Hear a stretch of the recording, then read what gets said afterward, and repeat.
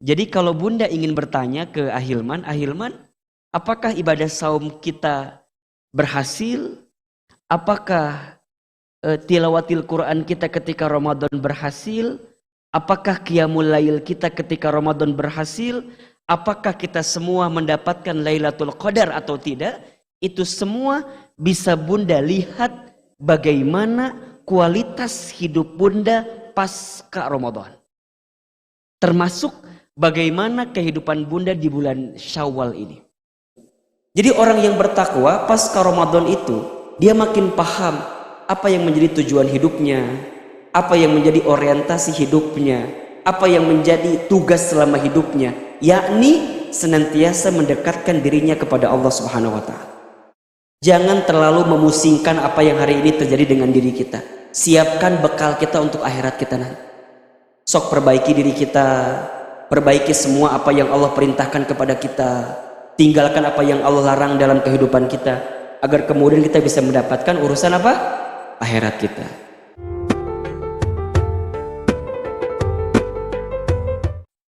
Bismillahirrahmanirrahim. Assalamualaikum warahmatullahi wabarakatuh.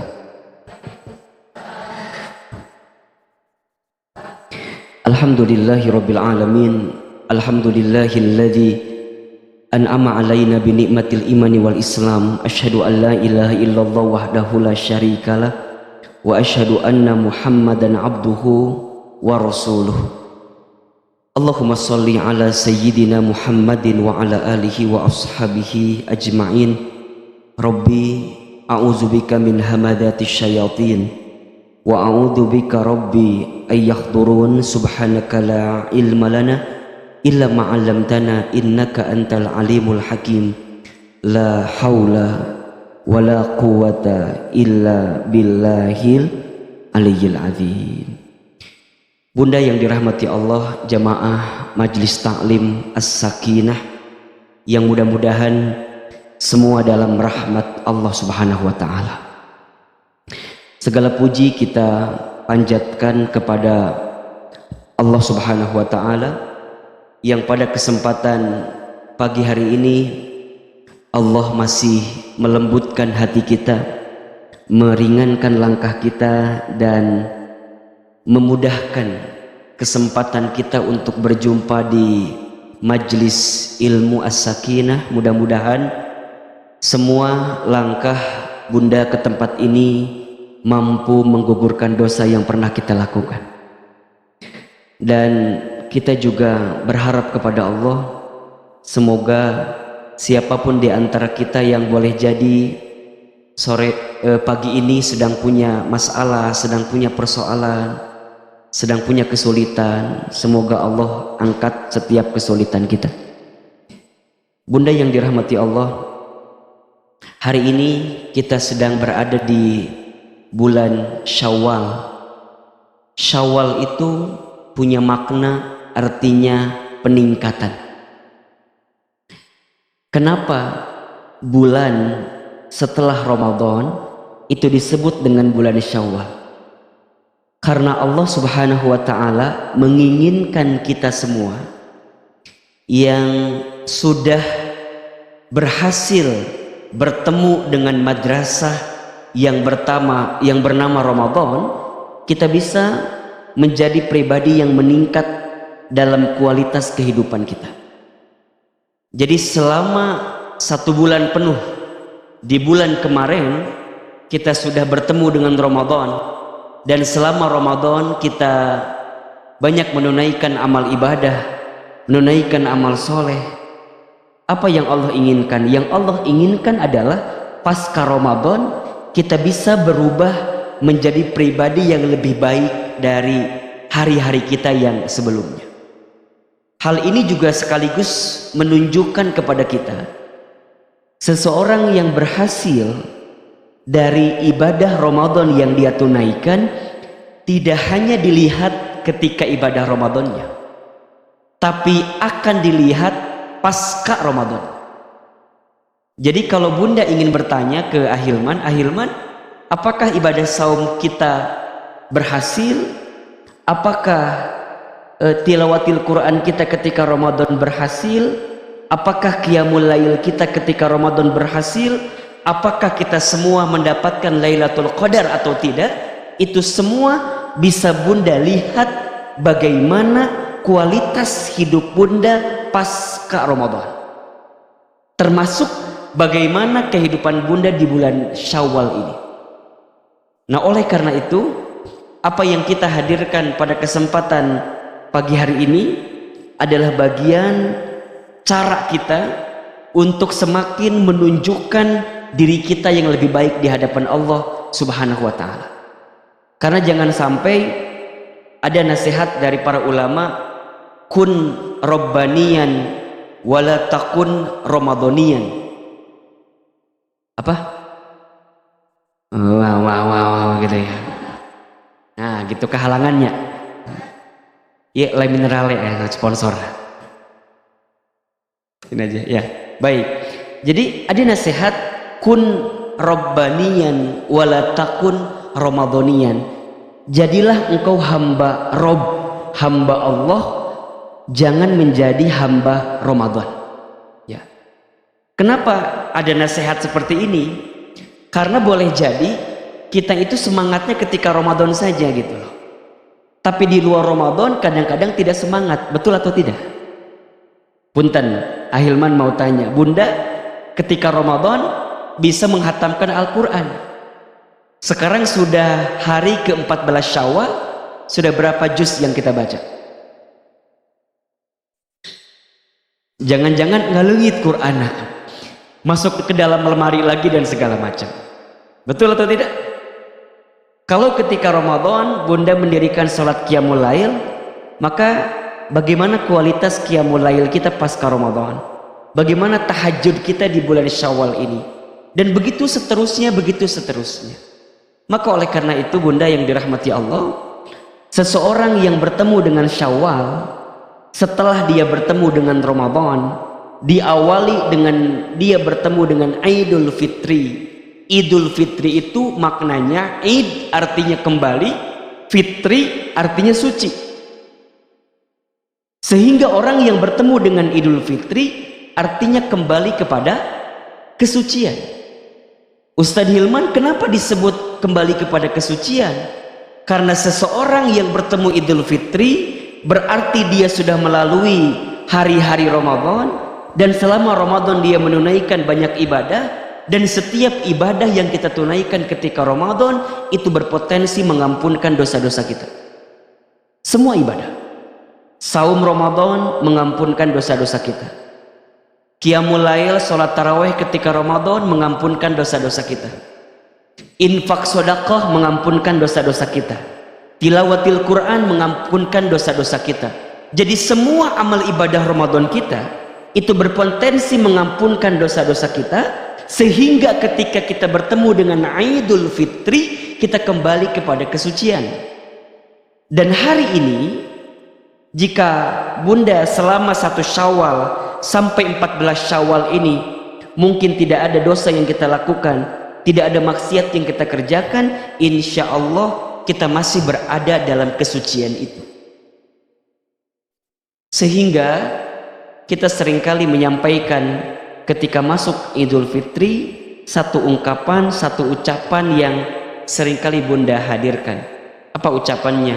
Taqabbalallahu minna wa minkum siyamana wa siyamakum kullu amin wa antum bi khair. Taqabbalallahu minna wa minkum. Semoga Allah menerima amal ibadah kami dan amal ibadah kamu sekalian. Siyamana wa siyamakum. Semoga Allah menerima amal ibadah saum kami dan amal saum kamu sekalian. Kullu amin wa antum bi khair. Semoga setiap tahun yang kita lalui adalah tahun-tahun yang terbaik. Makna tersiratnya adalah agar kita semua berdoa kepada Allah semoga dipertemukan kembali dengan bulan suci Ramadan. Sehingga ketika Idul Fitri itu kita berbahagia, lantas kita mengucapkan kalimat minal aidin wal faizin. Apa artinya? Udah kenceng salah lagi kan gitu. Jadi minal aidin wal faizin itu artinya bukan mohon maaf lahir batin. Keur masalah copy paste deh. Dihanapna salah keluarga Bapak Agus. Bapak Agus ya. Ada di sini yang suka ngirimin lebaran pakai copy paste aya. Iya. Mungkin tangan tak bisa bergerak, stroke barunan. Mungkin bibir tak bisa terucap gitu ya. Jadi minal aidin wal faizin itu artinya bukan mohon maaf lahir batin, artinya adalah minal aizin, semoga kita menjadi orang yang kembali pada apa? Kembali kepada kesucian, kembali kepada kebaikan, kembali kepada kefitrahan gitu. Wal faizin, dan semoga kita menjadi orang yang berhasil, orang yang menang, orang yang sukses, kira-kira begitu. Bagaimana caranya? Mohon maaf lahir batin. Jadi caranya adalah dengan saling memaafkan di antara kita. Jadi bagian cara untuk bisa membuat kita minal aidin wal faizin, caranya adalah dengan saling memaafkan di antara kita. Nah pertanyaannya adalah, sudah hari ke-14 Syawal ini, apakah di antara bunda masih ada hati yang marah, benci, kesel sama orang atau tidak? Ada? Numana jalmina ini dia. Ya, kalau masih ada, belajarlah untuk bisa memaafkan kesalahan orang lain itu. Kenapa Ustadz? Karena sesungguhnya di antara ciri orang yang berhasil dari ibadah Ramadan, dia menjadi orang yang bertakwa kan. Coba perhatikan ke sini nih, mungkin bisa share. Cek ya. Jadi bunda, kelihatan nggak apa yang kelihatan? Saya belum nulis apa-apa ya. Jadi orang yang bertemu dengan Ramadan, kemudian dia mendirikan siam, mendirikan saum ketika Ramadan, ya. Mendirikan saum ketika Ramadan, maka saum yang dia tunaikan itu dan termasuk ibadah turunannya, sengaja Allah perintahkan kepada kita agar kita menjadi orang yang apa? Ya ayyuhalladzina amanu kutiba alaikumusiyam kama kutiba alal ladzina min qablikum la'allakum. Allah inginkan kita menjadi orang yang bertakwa. Ya. Jadi Ramadan sudah selesai. Ketika Ramadan kita menunaikan ibadah saum, apa yang Allah inginkan agar kita menjadi orang yang bertakwa. Jelas sampai di sini? Oke. Nah, takwa itu secara sederhana ada dua dimensi yang harus Bunda hadirkan. Yang pertama, ada dimensi secara individu. Secara apa? Jadi secara pribadi kita harus menjadi orang yang makin baik dalam kehidupan kita di hadapan Allah Subhanahu wa taala. Apa di antara cirinya? Allah sampaikan di Quran surat Ali Imran ayat 133. Setidaknya itu. Quran surat Ali Imran ayat 133. Wasari'u ila maghfiratin mir rabbikum wa jannatin arduhas samawati wal ard uiddat lil muttaqin. Ya. Allah tuh ingin banget setelah kita menunaikan semua amal kebaikan kita menjadi orang yang bertakwa. Orang bertakwa itu kan orang yang makin taat, tunduk patuh kepada Allah, menjalankan semua perintah Allah, meninggalkan semua larangan Allah. Sehingga dia punya kebiasaan untuk apa? Wasari'u. Dia bersegera ila maghfiratin mir rabbikum, untuk mengejar ampunan Allah Subhanahu wa taala. Wa jannatin arduhas samawati wal ard, dan dia mengejar surganya Allah yang luasnya lebih luas daripada langit dan bumi. Jadi orang yang bertakwa pasca Ramadan itu dia makin paham apa yang menjadi tujuan hidupnya, apa yang menjadi orientasi hidupnya, apa yang menjadi tugas selama hidupnya, yakni senantiasa mendekatkan dirinya kepada Allah Subhanahu wa taala. Dikit-dikit minta ampun, dikit-dikit istighfar, dikit-dikit menjalankan semua apa yang Allah perintahkan dalam kehidupannya. Dia meninggalkan semua larangan Allah dalam kehidupan. Sehingga secara individu nanti dia akan punya fokus yang sangat jelas gitu loh. Pertama misalnya tujuan. Coba bagi orang bertakwa apa tujuan hidupnya? Coba Bunda nih Ustadz tanya.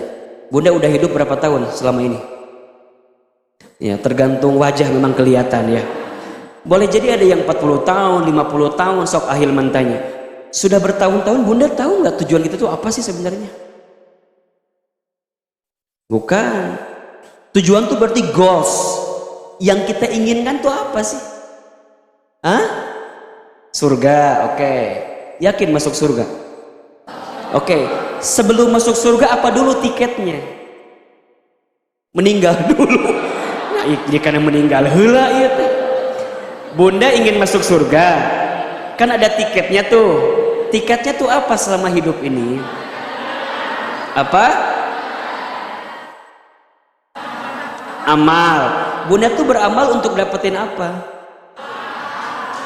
Pahala. Apa? Tah eta jawabannya meniasa riweuh. Tujuan hidup kita itu Bunda ridho Allah. Ridho Allah tuh paling utama Bunda. Kalau Allah sudah ridho dengan kita, maka kita akan diberikan kebaikan dalam hidup ini. Ahilman, apa itu ridho Allah? Ridho Allah itu adalah semua hal yang mengundang cintanya Allah ke kita.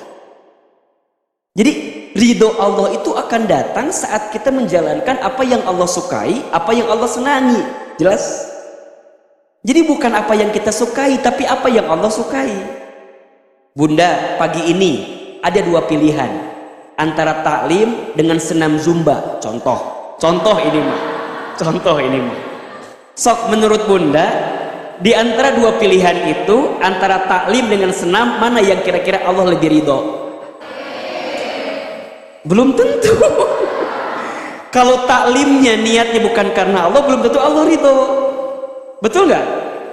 Jadi gimana Ustadz? Berarti ridho Allah itu akan datang ketika kita mengerjakan semua apa yang Allah sukai, termasuk bagaimana kita menghadirkan hati yang ikhlas karena Allah. Ridho Allah. Kalau Allah udah ridho dengan kita, maka Allah akan ampuni dosa-dosa kita. Kan gitu. Kalau Allah sudah ampuni dosa kita, maka kita layak masuk apa? Surga. Jadi Bunda nggak akan masuk surga kalau belum diampuni oleh Allah. Ya nggak? Jadi istilahnya kayak tiket masuk itu ya harus dapat ridho Allah, ampunan Allah, surganya Allah. Sehingga orang bertakwa, dia berhasil bertemu dengan Ramadan selama 1 bulan, ya kan? Dia sudah terbiasa dengan hari-hari baik selama Ramadan. Dia bertemu dengan sekolah Ramadan yang kemudian nanti secara individu dia makin taat kepada Allah. Yang sekaligus ini menguatkan tujuan hidupnya untuk apa? Mengejar ridho Allah. Sekarang Ahilman tanya, kira-kira Bunda sudah usia sejauh ini, Allah tuh udah ridho belum dengan kita? Halo? Kira-kira Allah tuh udah ridho atau belum dengan kita? Jangan-jangan selama ini kita hanya mengedepankan apa yang kita sukai, bukan apa yang Allah sukai. Jelas? Sok Ahilman tanya, Bunda selama ini lebih mengedepankan apa yang Bunda sukai atau yang Allah sukai? Kita mah seringkali mengedepankan apa yang kita sukai, bukan apa yang Allah sukai. Contoh sederhana, contoh. Bunda punya suami. Halo? Nah sih Bunda kalau saya ngomong suami setengah hulang gitu. Mikir naon sih dengan suami sih gak punya masalah berat pisan sama suami teh. Baru Ahilman tuh ngomong gini, coba Bunda punya suami. So, Bunda punten ya, Bunda punya suami. Oke, jelas? Punya atau tidak? Yang punya, yang enggak jangan ngaku-ngaku punya ya. Bisi punya suami siapa? Suami tetangga. Hati-hati. Bunda punya suami, punten ya. Suami bunda teh mohon maaf ternyata tidak sesuai harapan kita. Mungkin belum sesoleh harapan kita. Coba, kalau bunda punya suami yang belum sesuai harapan kita, Allah senangnya kita berbuat seperti apa kepada suami? Tetap melayani suami dengan baik atau biasa-biasa aja? Kan yang terbaik mah kita tetap melayani suami sebagaimana tugas kita. Tapi kadang-kadang kita memperturutkan kemauan kita. Ahilman, naon atuh? Masa nggak seimbang? Suami aku begini, masa aku harus begini, kan begitu? Berarti kita masih mengedepankan hawa nafsu kita, bukan mengedepankan apa yang Allah mau dengan kita. Jelas? Simple aja di situ. Padahal bunda tahu ya, ridhonya istri itu salah satunya ada di mana? Suami. Teh bunda, suami bunda teh pintu surga. Tapi suami yang seperti apa dulu memang itu. Tidak semua memang ya. Sok Ustaz tanya nih, sederhana ini pertanyaannya tapi dalam. Bunda punten. Kalau bunda punya suami bunda nggak pernah sholat, tapi suami bunda memerintahkan bunda sholat, ikuti atau enggak? Nah, ada yang jawab enggak lagi kan ya. Ada yang nggak jawab, nah menitah ka urang mari kita sholat, nah itu. Nggak boleh gitu bunda. Jadi kalau suami mungkin secara individu dia tidak menjalankan kewajibannya, tapi dia masih memerintahkan bunda untuk berbuat kebaikan, maka bunda harus mengikuti apa yang disampaikannya, karena itu berupa kebaikan. Oke, suami sekarang ngomong begini, bunda, aku tuh ya senang lihat kamu kalau keluar rumah tuh nggak pakai jilbab, ikuti atau enggak? Kenapa?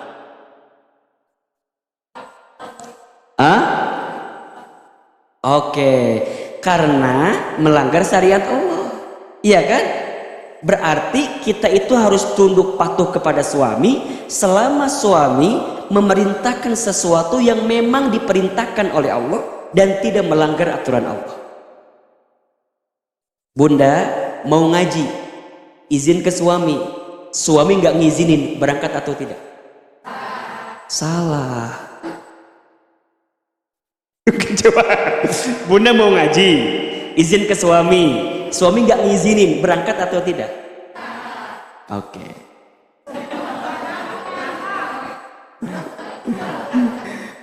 Pada bab itu maka bunda harus mendapatkan izin dari suami.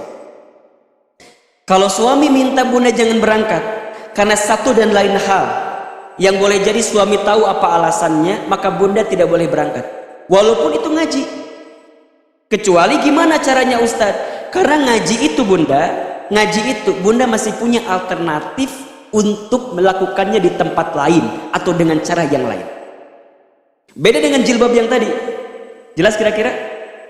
Jadi kalau yang namanya istri itu, jangankan keluar jauh, keluar rumah yang sebentar saja ke warung itu kudu izin sama suami. Halo? Jelas kira-kira? Ustadz, berarti nggak adil dong kalau gitu. Mohon maaf. Kenapa nggak adilnya? Kok kalau suami keluar rumah nggak harus izin sama istri, ya nggak? Ustadz tanya, suami kalau keluar rumah izin nggak sama kita istrinya? Oke. Berarti kalau gitu adil apa enggak? Bunda, kalau keluar rumah harus izin. Suami kalau keluar rumah nggak harus izin. Adil atau tidak? Oke. Jawabannya adil. Bunda, adil itu bukan sama rata, tapi adil itu menempatkan sesuatu pada tempatnya. Ustadz Hilman, kenapa suami kalau keluar rumah tidak harus izin, sedangkan istri kalau keluar rumah harus izin suaminya? Karena seorang suami akan diminta pertanggungjawaban atas istrinya. Istri tidak diminta pertanggungjawaban atas suaminya. Bunda, ya, bunda bikin salah, suami tidak menegur bunda, tidak membimbing bunda, maka suami akan diminta pertanggungjawabannya. Makanya jadi suami itu berat. Berat ya sih? Berat tuh. Berat bunda. Udah mencari nafkah, bener tuh. Belum lagi nanti mempertanggungjawabkan dosa-dosa kita sebagai istrinya.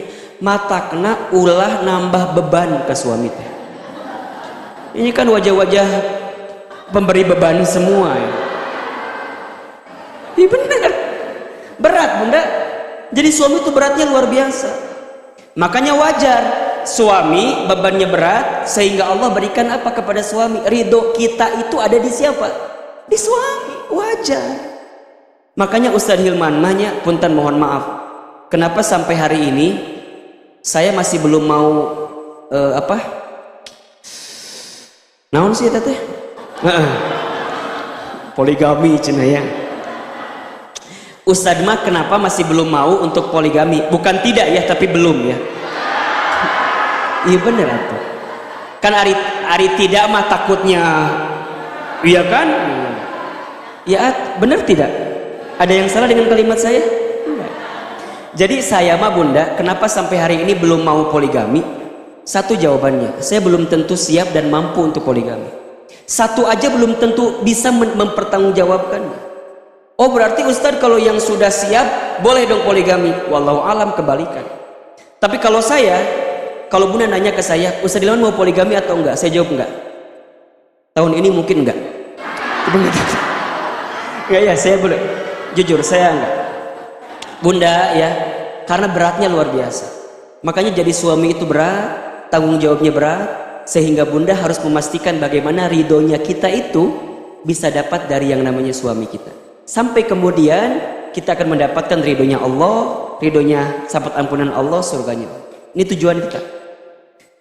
Orang bertakwa secara individu dia tahu apa orientasi hidupnya. Kalau tadi tujuan, kalau sekarang orientasi.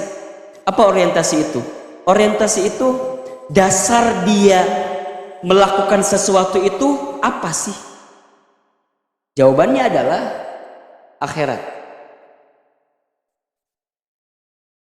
Jadi bagi orang yang bertakwa, yang menjadi landasan ketika dia melangkah dalam kehidupannya semata-mata untuk menyiapkan bekal akhirat. Sebagaimana firman Allah di Quran surat Al-Qasas ayat 77. Wabtaghi fima atakallahu darul akhirah. Dan carilah keutamaan urusan akhirat. Wala tansa nasibaka minad dunya. Tapi jangan lupakan juga urusan dunia. Lihat kalimatnya. Fokus utamanya apa?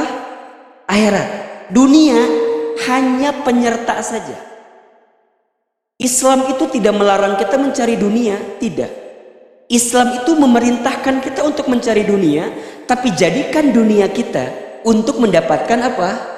Akhirat kita. Tetap tujuan utamanya adalah akhirat. Sehingga bagi orang yang bertakwa, kalau dia kehilangan kesempatan untuk mendapatkan kebaikan akhirat, maka dia akan merasakan sedih, gelisah luar biasa. Tapi kalau dia kehilangan urusan dunia, maka dia akan biasa aja. Karena itu urusan dunia yang Allah pun perintahkan kepada kita, wala tansa nasibaka, biasa aja dengan urusan dunia. Kalau bunda biasa sholat tahajud, kemudian tadi malam bunda saking nyenyaknya tidur, kemudian kesiangan tidak bisa sholat tahajud, nyesel atau enggak? Orang bertakwa itu akan nyesel luar biasa. Tapi kalau bunda belum merasakan penyesalan itu, berarti bunda belum masuk kategori orang yang bertakwa sesungguhnya. Jadi orang bertakwa itu kalau kehilangan kesempatan akhirat, dia akan menyesal semenyesal-menyesal. Bunda hari ini ada taklim, kemudian bunda kehilangan kesempatan taklim itu. Padahal bunda pengen banget taklim, tapi kehilangan kesempatan taklim itu. Menyesal atau tidak? Kalau menyesal, berarti bunda sudah punya kualitas ketakwaan di dalam hati. Bunda ada kelas tahsin, bunda ikutan kelas tahsin di As-Sakinah, kemudian bunda harus absen karena satu dan lain hal. Bunda menyesal luar biasa, ya Rob, saya nggak bisa ikut kelas tahsin, ya Rob. Menyesal karena kehilangan kesempatan akhirat, maka bunda masuk kategori orang yang bertakwa tadi. Sebaliknya, kalau urusan dunia yang hilang, biasa aja. Sekarang saya mau tanya, Bunda lebih sering sedih ketika kehilangan akhirat atau kehilangan dunia? Hah? Bunda kesini tadi naik motor, pulang dari masjid motornya hilang. Sedih atau enggak? Terus gimana kalau udah sedih? Hah? Nah, kalau orang bertakwa ketika dia kehilangan urusan dunia, dia akan anggap biasa aja. Ya sudah, memang harus hilang, ya sudah hilang. Tinggal dia ikhtiar saja untuk mencari kembali. Dia nggak akan frustasi berlebihan, nggak akan kokosehan di tengah jalan, ketabrak ke mobil, nggak akan motor. Udah dari situ dia nggak mau ngaji lagi. Aku mah trauma ngaji teh. Namun leungit motor. Jadi dunia bagi dia kecil, kecil. Suami, dunia atau akhirat? Jadi kalau dia kehilangan suami, dunia atau akhirat itu? Kalau dia kehilangan suami, jika suaminya hanya sekedar menjadi pendamping di dunia, ya biasa aja. Makanya apa nasihat kata Nabi SAW? Simpanlah duniamu di tanganmu, jangan menyimpan duniamu di hatimu. Di sini mah nyimpennya siapa? Allah aja. Tapi kalau pernak-pernik dunia, simpannya di mana? Di tangan. Fisik dunia ini akan ada. Jadi dunia itu sifatnya sementara, Bunda. Jadi kalau Bunda mau membedakan ini dunia atau akhirat, simpel aja. Dunia itu sifatnya sementara, fana. Kalau akhirat kekal. Jelas? Jadi yang sifatnya sementara itu pasti apa? Dunia. Yang kekal namanya apa? Akhirat. Bunda baca Quran, dunia atau akhirat? Akhirat. Kenapa kekal? Setiap bacaan Quran kita akan kebawa walaupun nanti kita kembali kepada Allah saat kita wafat. Iqra'ul Quran fa innahu ya'ti yaumal qiyamah syafi'an li ashabi. Bacalah Al-Quran karena setiap bacaan Al-Quran kita akan menjadi syafaat ketika nanti hari kiamat. Ta'lim, Bunda berangkat ngaji. Man salaka tariqan yaltamisu fihi ilman sahalallahu lahu bihi tariqan ilal jannah. Barang siapa yang memudahkan langkah kakinya untuk datang ke majlis ilmu, maka Allah akan mudahkan langkahnya untuk bisa mendapatkan surga. Majlis ilmu kekal. Persahabatan kita yang dibangun dalam ketakwaan kekal. Al-akhillau yauma idzin ba'duhum li ba'din aduwwun ilal muttaqin. Kata Allah dalam Al-Quran, akan ada satu masa di mana teman dekat, teman setia, teman sekomunitas, teman semajlis taklim nanti akan menjadi musuh ketika hari kiamat. Illal muttaqin, kecuali persahabatan yang dilandasi dengan ketakwaan di hadapan Allah Subhanahu wa taala. Jadi semua yang kita lakukan yang sifatnya kebaikan itu akan kekal sampai ke akhirat sana. Itu namanya akhirat. Tapi kalau dunia sifatnya hanya sementara. Harta yang kita miliki, dunia atau akhirat? Dunia. Sementara saja. Gimana agar menjadi urusan akhirat? Jadikan dunia kita sebagai wasilah mendapatkan akhirat kita. Suami kita, dunia atau akhirat? Dunia. Bagaimana agar kita tetap bersama dengan suami kita sampai akhirat? Jadikan suami kita, rumah tangga kita menjadi wasilah kita untuk mendapatkan akhirat kita. Jelas kira-kira? Jadi dunia bukan orientasinya, tapi akhirat yang jadi orientasinya. Sekarang Ahilman tanya, Bunda berumah tangga, sudahkah rumah tangga kita menjadi jalan untuk mendapatkan akhirat kita atau tidak? Tetap suami kita, tetap anak-anak kita, tetap cucu kita, lihat keluarga besar kita, sudahkah menjadi keluarga yang bisa mengantarkan kita ke surga atau tidak? Sekarang saya mau tanya, Bunda, kalau mau mendapatkan akhirat dari suami, harus punya suami yang soleh atau punya suami yang tidak soleh? Belum tentu. Bunda, nih perhatikan di sini ya. Kalau Bunda punya rumah tangga, kemudian Bunda punya suami yang soleh, maka ujiannya adalah syukur. Apa ujiannya? Syukur. Tapi kalau bunda punya suami yang salah, apa ujiannya? Sabar. Dua-duanya berpotensi bisa masuk surga dengan keadaan suami seperti apapun.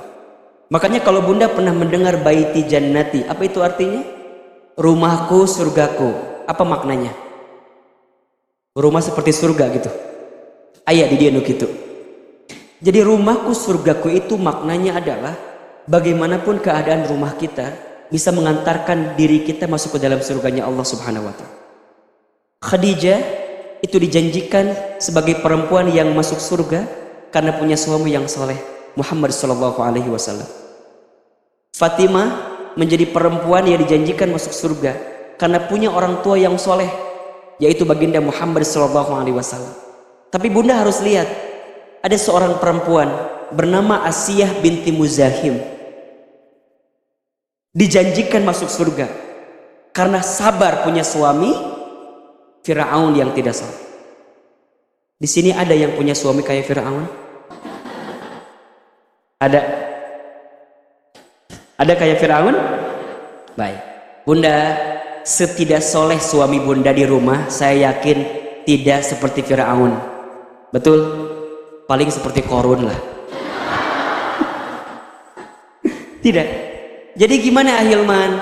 Saya ingin sampaikan kepada bunda begini, bunda sayang, apapun keadaan rumah tangga kita hari ini, bunda masih punya potensi untuk bisa mendapatkan surganya Allah Subhanahu wa Ta'ala. Karena Ahilman masih mendapatkan kalimat begini, Ustadz, aku mah udah putus asa lah asup surga teh. Kunaon gitu, atuh kumaha Ustadz suami aku teh soleh, kumaha carana aku bisa masuk surga, ayo gitu teh. Terus si ujungnya manena liar sorangan, gelo we ujungnya. Padahal dia masih punya potensi bisa masuk surga, tergantung bagaimana dirinya. Makanya kalau bunda nih punya suami nggak bisa baca Quran, bunda kudu bisa baca Quran. Jelas? Jadi ulah Ustaz ngapain saya udah ikut tahsin ke percuma tuh. Suami aku nggak bisa baca Quran, kerenaman coba. Nggak mual ngagobrak pingsan maut teh ujungna teh. Tegar bunda, tegar. Bunda kan yang sudah memilih suami bunda yang hari ini ada, bener nggak? Nggak usah bilang gini, mun apal kieu mah nggak mau nikah sama suami aku teh. Ulah geus terlanjur. Iya nggak? Terima, jalani. Apa jawabannya? Terima, jalani. Jangan banyak ngeluh, capek. Betul nggak? Ngeluhnya aja udah capek. Gimana capeknya? Ngeluh. Jadi ngeluhnya aja udah capek. Gimana capeknya? Ngeluh. Udah terima, jalani. Makanya bunda nih, mulai hari ini setelah kita pasca Ramadan itu, bunda tahu orientasi hidup bunda untuk apa? Untuk akhirat bunda. Maka dari sekarang siapkan bekal terbaik untuk mendapatkan urusan apa? Akhirat. Sok siapkan bekal ti ayeuna. Sok siapkan bekal. Bekal bunda teh udah banyak atau belum? Ulah sibuk ningali batur, ulah sibuk ngomongkeun batur, ulah sibuk dengan aib batur. Ngeus, sibuk buat diri kita sendiri. Karena nanti kita akan kembali masing-masing. Betul nggak? Bunda maut mah nanti di kuburan sorangan bunda. Betul? Jadi gimana Ustadz? Jangan terlalu memusingkan apa yang hari ini terjadi dengan diri kita. Siapkan bekal kita untuk akhirat kita nanti. Sok perbaiki diri kita, perbaiki semua apa yang Allah perintahkan kepada kita, tinggalkan apa yang Allah larang dalam kehidupan kita, agar kemudian kita bisa mendapatkan urusan apa? Akhirat kita. Yang ketiga, tahu tugasnya apa. Jadi orang bertakwa secara individu, dia tahu tujuannya, ridho Allah, dia tahu orientasinya, akhirat, dan dia tahu tugasnya apa. Apa tugas kita bunda? Selama hidup, ngapain kita itu? Ibadah. Surat Az-Zariyat 56. Wa ma khalaqtul jinna wal insa illa liya'budu. Tugas kita itu adalah ibadah. Ahilman, apa itu ibadah? Ibadah itu adalah setiap perkataan dan perbuatan yang ditunjukkan untuk Allah dengan sesuai aturan Allah. Jadi ibadah tuh banyak bunda, banyak. Bukan hanya yang sebatas ibadah ritual saja ya, tapi semua aktivitas kita selama tujuannya Allah, mengikuti aturan Allah, itu ibadah. Bunda sholat ibadah atau bukan? Pasti itu ibadah. Saum ibadah atau bukan? Ibadah. Umroh haji ibadah atau bukan? Ibadah. Zakat infak sedekah ibadah atau bukan? Ibadah selama niatnya karena Allah. Inna sholati wa nusuki wa mahyaya wa mamati lillahi rabbil alamin. Maka itu bernilai apa? Ibadah. Sekarang bunda dagang, ibadah atau bukan? Ibadah. Selama dengan berdagang itu bunda dagangnya punya tujuan yang mulia. Apa tujuannya? Ingin memberikan nafkah bagi keluarga, menambah penghasilan bagi suami, gitu. Dan bunda tidak melanggar aturan Allah, nggak nipu, nggak zolim, nggak ambil harta riba.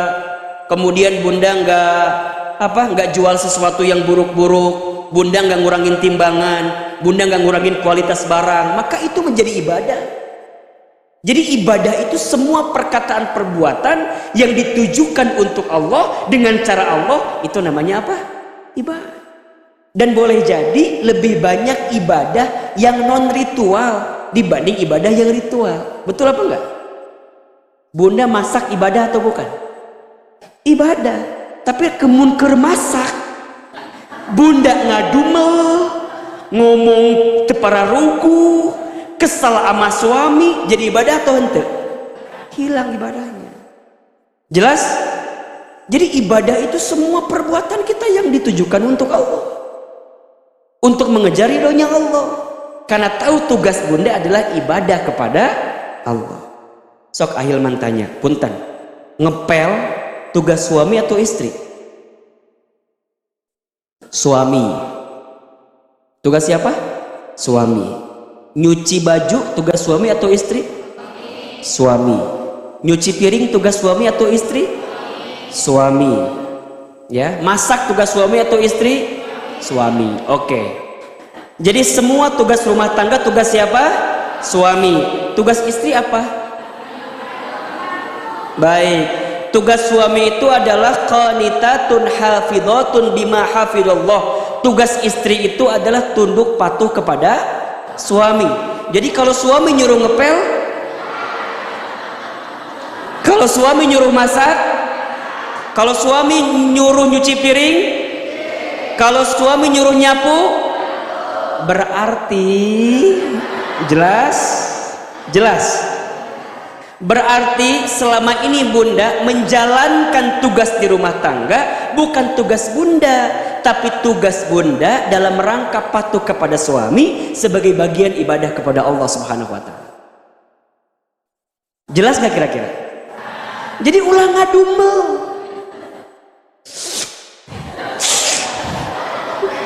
Nyusuh. Akhirnya mah ayam mesin cuci kan. Jangan pas lagi nyuci baju itu jangan kesel. Kan bunda kadang-kadang suka keselnya, gaji 1 juta, merek yuk. Pahalanya hilang bunda, hilang pahala. Kalau suami minta sesuatu kepada bunda, selama bunda mampu bunda berikan. Ya, pintu surga itu bunda. Mah, temenin ayah yuk.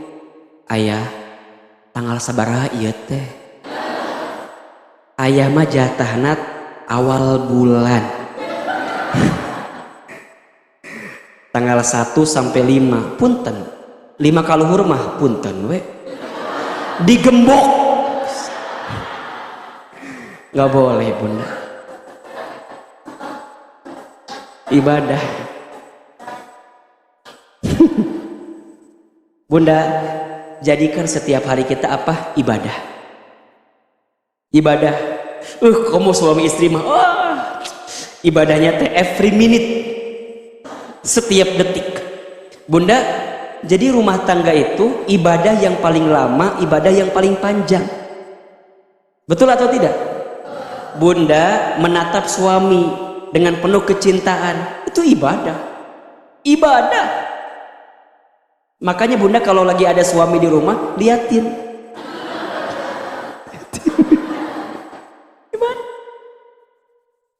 Ya, Bunda melayani suami ibadah. Jadi semua ibadah. Bahkan bagi perempuan ya Allah masuk surga teh masya Allahnya.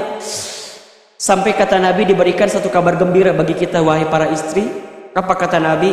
Barang siapa seorang istri atau seorang perempuan lah, sholat 5 waktu, saum di bulan Ramadan, taat tunduk patuh kepada suaminya, menjaga kehormatan suaminya, maka silahkan perempuan itu masuk surga dari pintu manapun. Coba, Bunda mah gampang. Sholat waktu, puasa Ramadan, tunduk taat patuh kepada suami, jaga kehormatan suami dan kehormatan dirinya, masuk surga dari pintu manapun. Gampang tuh, gampang diucapkan. Memang hese diamalkan.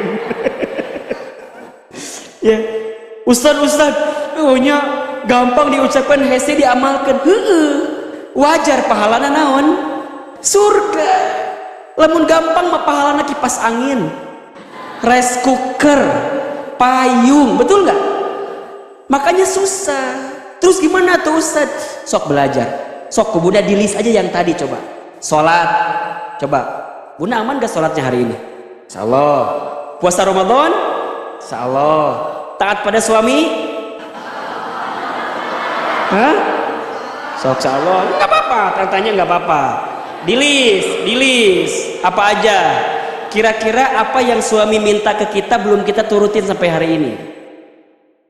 Cicing di imah. Cek suami teh. Cicing we di imah.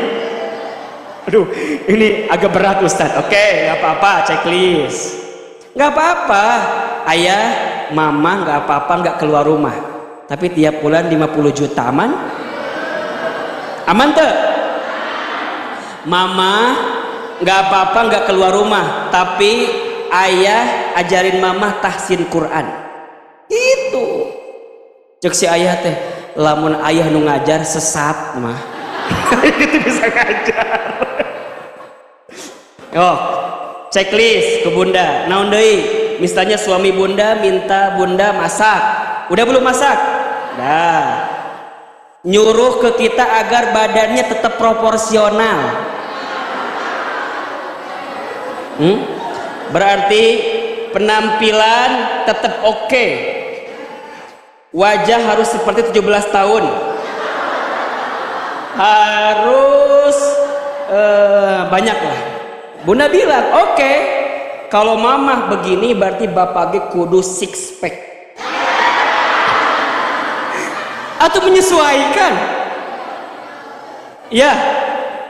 Jadi sok Bunda teh diperhatikan. Termasuk ini yang terakhir nih. Kalau ini mah insya Allah lah. Yang terakhir nih, bagaimana menjaga kehormatan.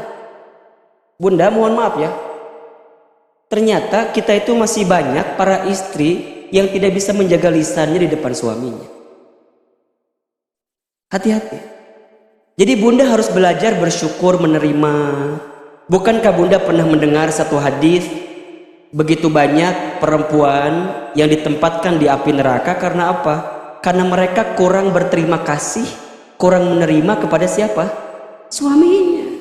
Dan yang paling luar biasa, seringkali banyak para istri yang menghilangkan kebaikan suami. Betul apa enggak?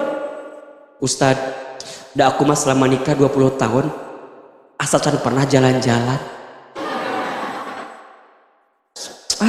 Paling jauh ge ke Taman Topi. Batur mah ke Taman Safari Ustadz. Paling bantar-bantar ke Taman Coret-coret paling. Bunda, jangan menghilangkan kebaikan. Eta kalimat, aku mah selama nikah 20 tahun asa can diajak jalan-jalan. Ya Rob, are eta meuli baso ka pasar, jalan-jalan bukan? Jalan-jalan, nongkrong di Taman Heulang.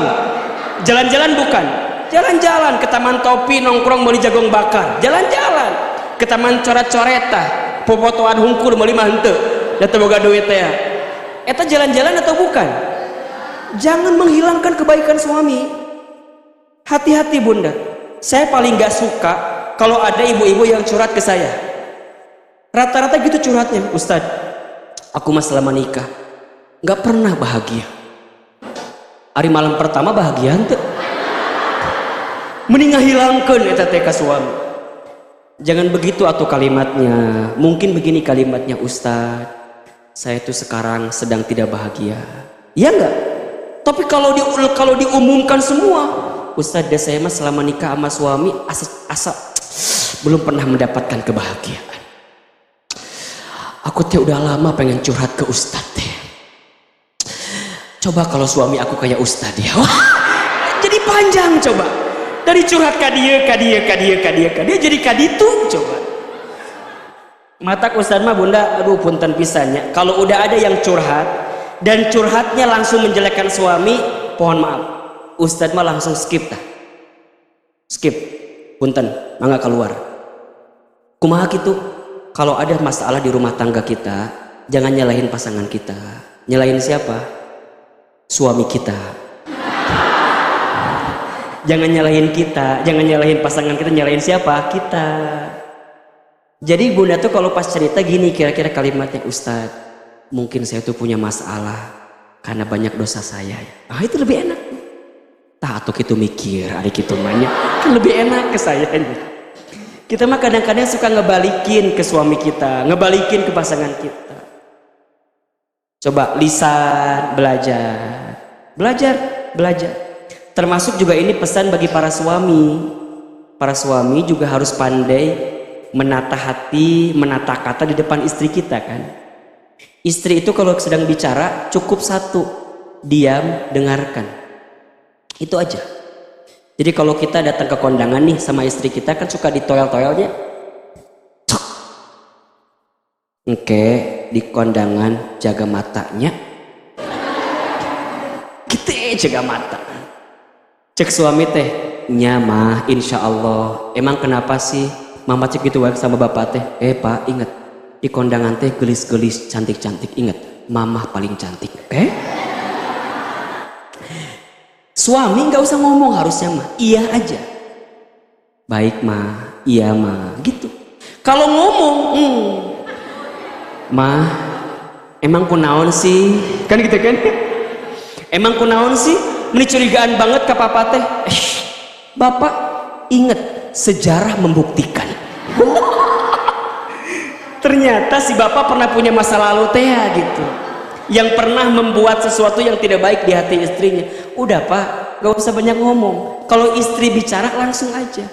Baik, sami'na wa ata'na. Diam aja. Diam. Makin banyak ngomong, aduh, makin keluar banyak kesalahan yang lain.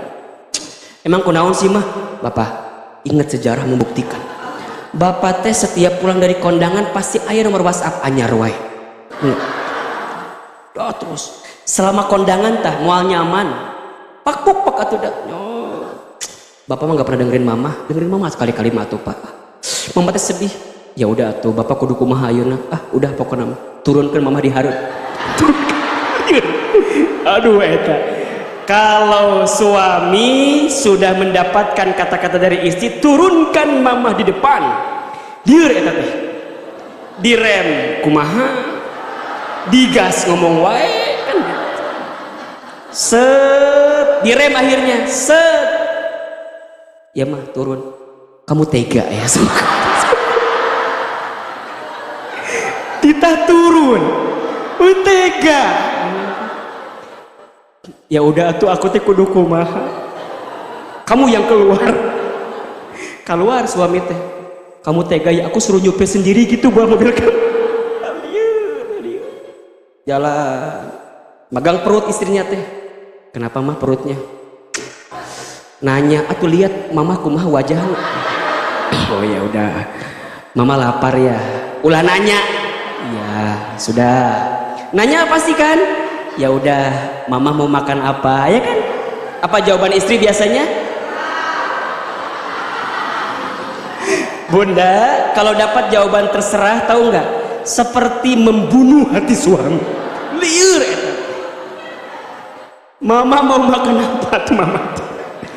Mama mau makan apa mama teh? Terserah. Ya sudah. Ngomong terus. Sampai di depan rumah. Istrinya pernah ngomong gini, Pak, di sana tuh ada lele yang enak banget. Tapi suaminya tuh nggak ngerti teh gitu. Dah, lurus we terus. Sampai rumah, matiin mesin mobil, masuk rumah ke dapur masak mie sorangan. Ditanya ke suami, "Mama kok masak mie?" "Banjur sorangan."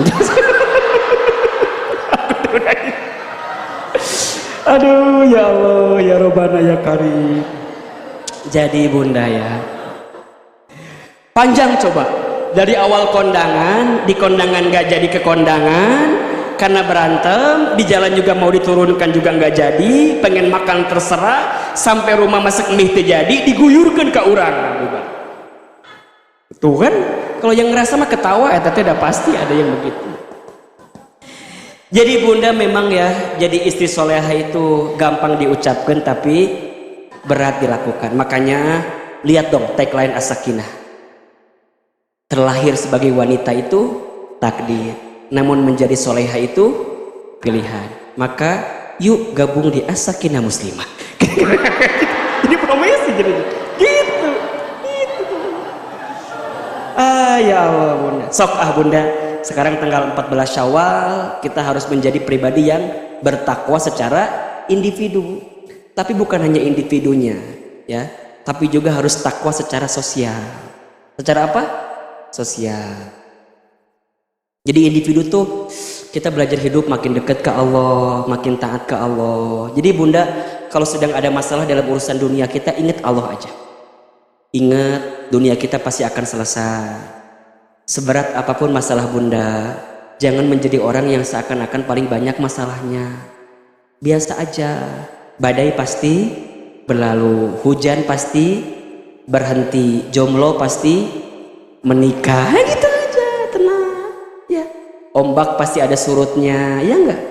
Jadi enggak usah kemudian, Ustaz aku mah hidup teh udah enggak semangat, tinggal ngantosan maut we abi mah Ustaz.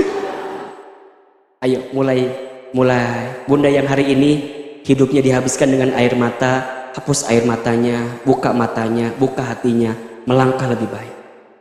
Ingat bunda, hidup bunda itu jangan hanya dihabiskan dengan kesedihan dan kegelisahan, ya.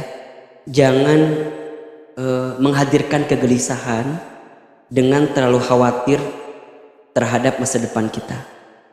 Jangan juga mengungkit kesedihan terhadap sesuatu yang pernah terjadi di masa lalu kita. Terlalu bodoh kalau seperti itu kita. Jalani hari ini, tarik nafas yang dalam, katakan Alhamdulillah. Begitu banyak nikmat yang Allah berikan kepada kita. Jelas? Berkali-kali Ustadz sampaikan, bunda, Allah itu begitu banyak ngasih nikmat sama kita. Ya? Tidak kurang yang Allah berikan kepada kita. Yang kurang siapa? Yang kurang diri kita saja. Allah mah sempurna, Allah mah luar biasa. Ustadz Hilman, apakah Allah luar biasa? Ya jelas. Siapa yang kurang? Diri kita aja. Kita kurang apa? Dikasih nikmat kurang syukur, dikasih uji kurang sabar, ketika beramal kurang ikhlas, ketika ada takdir kurang ridho. Kalau dikumpulin kurang ajar. Jadi yang kurang itu siapa? Kita. Kalau bunda tidak bahagia, berarti bunda kurang syukur, kurang sabar, kurang ikhlas, kurang ridho. Ujungnya kurang ajar. Dan kalau bunda melihat nikmat Allah dengan sempurna, pasti akan bahagia. Kalau bunda hari ini disakiti oleh suami, ingat, ada kebahagiaan yang bunda akan dapatkan. Apa itu? Boleh jadi dari anak-anak bunda. Dan Allah mah begitu bunda. Ada satu kesedihan kita pada bab A, Allah berikan kebahagiaan pada bab B. Gitu. Jadi ulah ngerasa hirup orang teh sedih selamanya. Allah tuh inginkan kita menjadi hambanya yang bahagia. Rabbana atina fid dunya hasanah wa fil akhirati hasanah wa qina azab. Berarti kalau yang memilih bahagia itu kita atau Allah? Allah memilih kita bahagia, kita yang memilih kita juga bahagia. Bahagia itu bukan dicari, tapi bahagia itu diciptakan.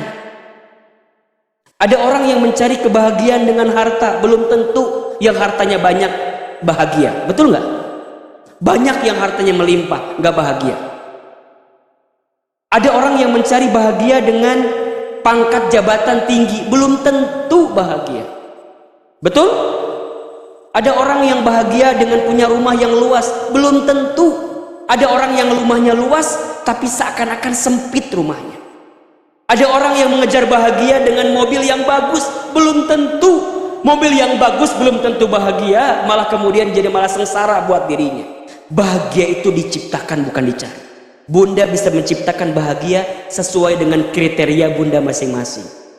Bahasa lainnya, jangan membandingkan kebahagiaan orang lain dengan kebahagiaan kita, karena masing-masing punya indikator kebahagiaan yang berbeda-beda. Jangan menggunakan ukuran sepatu orang lain untuk kaki kita, karena masing-masing kaki punya ukuran sepatu masing-masing. Nggak bisa. Bunda sekarang ukuran kakinya 42, makai yang 45, apa yang terjadi? Oblag, tengenaheun, kegedean. Bunda 42, pakai yang 41, apa yang terjadi? Kesempitan, kekecilan. Masing-masing punya bahagia. Maka bahagiakan hidup kita. Terlalu sayang, hidup ini dihabiskan dengan air mata terhadap sesuatu yang tidak usah kita sedihkan selama ini. Ustadz nggak mau ada jamaah as-sakinah murung, galau, gelisah. Bahagia. Apa kabar bunda? Alhamdulillah, luar biasa. Tenang di hati Allah. Itu dong. Ima ulang, apa kabar semuanya? Alhamdulillah. Luar biasa. Teh sering bunda. Ustaz kalau kajian teh nggak sinkron antara wajah dan ucapan teh. Apa kabar? Nanya wae lah usah yang seliur kali ngaji. Alhamdulillah. Alhamdulillah. Coba Ustaz mau tanya, hari ini banyak nggak nikmat yang kita dapatkan? Nikmat apa coba? Sehat. Nikmat apa lagi? Nggak usah jauh-jauh, hidup. Bunda masih hidup ayeuna teh. Betul apa enggak? Bunda dikasih hidup, bahagia atau tidak? Nikmat atau bukan? Nikmat sehat, nikmat bernafas, nikmat melihat. Allahu Akbar. Bunda pas tadi bangun, di samping masih ngelihat suami di kamar kita, nikmat. Untung tidak melihat suami di kamar pembantu kita. Mana suami? Masuk kamar Jadi gimana? Nikmat atau bukan? Nikmat. Bunda bangun tidur masih menemukan suami di samping kita, itu nikmat. Untung tidak di samping kamarnya sahawe membantu. Bunda punya anak, masih manggil bunda, mau kemana? Dede ikut atuh kan gitu ya. Ulah piluan mana emang mesti imah. Bunda masih punya anak, manggil kita ayah, manggil kita bunda, itu bahagia. Bunda masih punya anak, coret-coret tembok. Ulah coret-coret arimani. Mahal, ceteh. Bunda kalau ada anak-anak lagi coret-coret ya, biarin aja. Dan mau salilana coret-coret meureunana. Bener nggak? Nggak akan mungkin sampai 50 tahun coret-coret didinya meureunana. Dikit-dikit jangan dimarahin. Kalau anak-anak sedang coret-coret, biarin aja. Dia sedang mengeksplor kreativitasnya. Dan nggak akan sampai 50 tahun atau coret-coret tembok era bareng sekolot ge. Adik kakak berantem, ada nggak? Jadi anak kita nih adik kakak rebutan mainan, jangan dipisahin, biarin aja. Dan mau lebih kali 50 tahun berantem mainan merenang, paling sajam dia beres, ya enggak? Kadang-kadang kita mah anak kita lagi pada main kan ya istilahnya, stres ke orang nanti. Mama stres, punya anak sama kayak kamu. Ibu mah ngese, dia main biarin, ibu biasa aja. Dia yang kakaknya ngelapor, mama tuh dede ngambil mainan aku. Ibu jangan kemudian bilang, dede kasih ke kakak. Oh jangan. Atau sebaliknya, dede tuh kakak mainan aku. Jangan misahin mereka, biarin. Saya pernah mendapatkan analisa bunda. Jadi kalau adik kakak sering berantem ketika kecil, maksudnya berantem mainan gitu ya. Maka ketika besar dia makin akrab. Karena sejak kecil dia sedang membangun chemistry di antara keduanya. Saya nih sama kakak saya yang atas itu sering berantem waktu kecil. Hari ini menjadi orang yang paling dekat dengan saya. Ternyata kalau ada anak kita, adik kakak lagi berantem, ya udah berarti dia sedang membangun chemistry di antara keduanya. Kecuali berantemnya udah pada gede, rebutan warisan, ulah. Eta mah lain chemistry eta mah. Udah berantem adik kakak, biarin aja lagi berbuat chemistry lagi. Kalau lagi kecil lagi membangun chemistry. Jadi bunda ini penting ya, ini penting. Nah yang kedua sosial. Sosial itu adalah bagaimana setelah Ramadan kita berpuasa, kemudian kita menjadi orang yang tak takut. Termasuk di sini bunda nanti ya ada amalan-amalan yang tidak boleh bunda tinggalkan ketika bulan Syawal. Contoh puasa sunnah di bulan Syawal, ya. Ada puasa 6 hari. Kata Rasulullah, barang siapa yang berpuasa Ramadan kemudian dilanjutkan dengan puasa 6 hari di bulan Syawal, maka dia mendapatkan pahala seperti berpuasa selama 1 tahun. Ada yang nanya, Ustadz, qodho dulu atau Syawal dulu? Eta tiba heula pertanyaan eta we terus. Tiba heula setiap Syawal aya we eta pertanyaan. Masya Allah. Bunda, memang ada berbeda pendapat. Ada yang menyebutkan qodho dulu karena ini adalah hutang kewajiban, silakan. Ada yang Syawal dulu karena itu waktu silahkan. Yang salah yang mana? Ta eta nu nanya teu puasa. Ujungnya pertanyaan geus asup bulan Zulqa'dah. Ustaz aku mau tanya, qodho dulu atau Syawal dulu? Zulqa'dah Bu, geus lewat. Keul Ustaz mah kadang-kadang nu kitu teh. Kalau nanya ya, bahkan ya Ustaz dapat dari Kiai Lutfi yang biasa kajian hadis bareng Ustaz di Serambi Islami.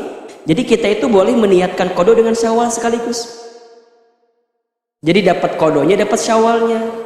Kok bisa Ustaz? Karena perkara wajib dengan perkara sunnah boleh disatukan. Kata Kiai Lutfi. Saya juga baru dapat kabarnya kemarin. Jadi tidak usah ada lagi yang diperdebatkan ti ayeuna mah. Kita mah habis berdebat tapi teu puasa-puasa. Nastar we tiap hari.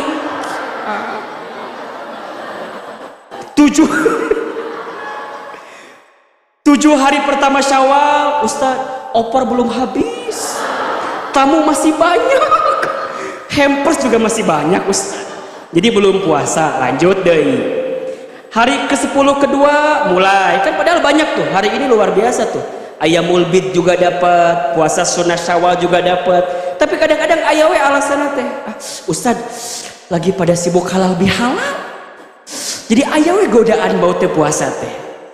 10 hari ketiga keburu halangan deui, head lagi terjadi puasa. Nanya segala puasa henteu. Bahaya. Jadi bunda pastikan ya jangan sampai lupa tuh puasa sunnah Syawal. Nah, yang kedua ini ketakwaan secara sosial bunda. Bagaimana caranya? Ternyata bunda, takwa itu ada 4 huruf katanya, ya kan? Huruf ta, huruf qaf, huruf wawu, huruf ya. Nah masing-masing hurufnya ini memiliki makna yang sekaligus harus menjadi perilaku kita agar kita mendapatkan gelar tatakun dalam kehidupan. Huruf yang pertama ta. Apa itu ta? Tawadhu. Orang yang bertakwa itu secara sosial hidupnya makin tawadhu. Apa itu tawadhu? Rendah. Apa rendah hati teh? Tidak sombong. Apa tidak sombong? Rendah hati. Bolak-balik we di dinya. Ya. Jadi rendah hati itu adalah dia sadar diri, dia paham betul bahwa apa yang dimilikinya saat ini hanyalah titipan dari Allah. Sehingga tidak menjadikan dia sombong atau ujub. Tidak sombong atau ujub. Apa itu sombong? Sombong itu artinya batalul haq wa ghamtun nas. Menolak kebenaran, membenci manusia. Nah, itu sombong. Apa itu ujub? Ujub itu membanggakan diri. Bicaranya seolah-olah semua karena dia, hebatnya dia, kerennya dia, padahal bukan karena dia. Semuanya dari siapa? Allah. Hati-hati bunda dengan sifat sombong ini. Karena sombong ini adalah perkara yang akan mengantarkan kita ke dalam api neraka. Baju sombong itu hanya boleh dipakai oleh Allah Subhanahu wa taala. Hanya Allah yang boleh sombong, kita ini nggak boleh sombong. Jangan besar kepala, nanti tercukup helm. Ya, jangan besar kepala. Mulai hari ini belajarlah makin tawadu, rendah hati. Ahilman, gimana caranya agar kita bisa rendah hati? Caranya sadar diri. Kalau kita nggak punya apa-apa dan bukan siapa-siapa, la haula wala quwata illa billah. Gimana caranya agar sadar diri? Ingat mati. Kalau kita semua pasti akan mati. Rendah hati, sadar diri, ingat mati. Itu dibulak-balik pasti ketemu. Kalau bunda mau rendah hati, sadar diri. Kalau bunda mau sadar diri, ingat mati. Kalau bunda ingat mati, pasti rendah hati. Kalau bunda rendah hati, pasti sadar diri. Kalau ada yang muji bunda, jangan kemudian bunda dipermainkan dengan pujian itu. Ya Allah, bunda, ini cantik banget. Apa jawabannya?